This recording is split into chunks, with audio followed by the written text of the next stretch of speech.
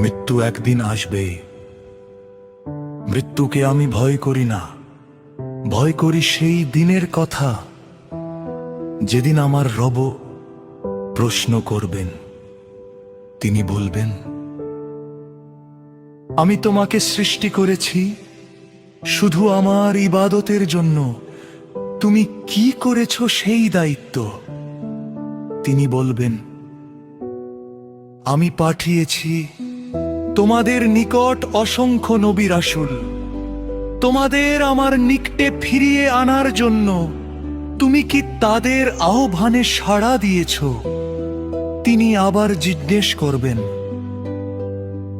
আমি পাঠিয়েছি তোমাদের নিকট শেষ নবী মুহাম্মদ সাল্লাল্লাহু আলাইহি ওয়াসাল্লামকে, তোমরা কি তার পথ অনুসরণ করেছ?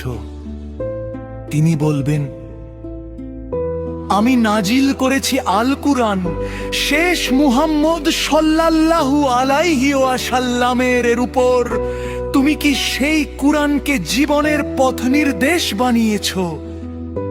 সেদিন আমি কি উত্তর দেব আমার রবকে?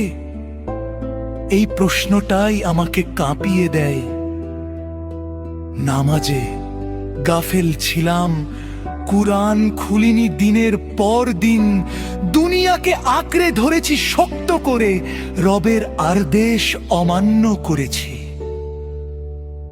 আমার চোখের পানি, আমার গোপন কান্না, আমার নামাজ, আমার তওবা, এই তিনটাই হোক আমার রক্ষা, এই তিনটাই হোক আমার সাক্ষী।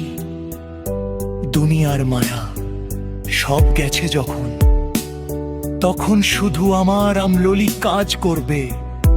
হে রব, আমাকে শক্তি দাও সত্য পথে চলতে, শেষ দিনে হার মানার আগে। এই ভয় আমাকে ঘুমাতে দেয় না, এই ভয় আমাকে জাগিয়ে রাখে। হে আল্লাহ, সেদিন যেন আমি নিরুত্তর না হই।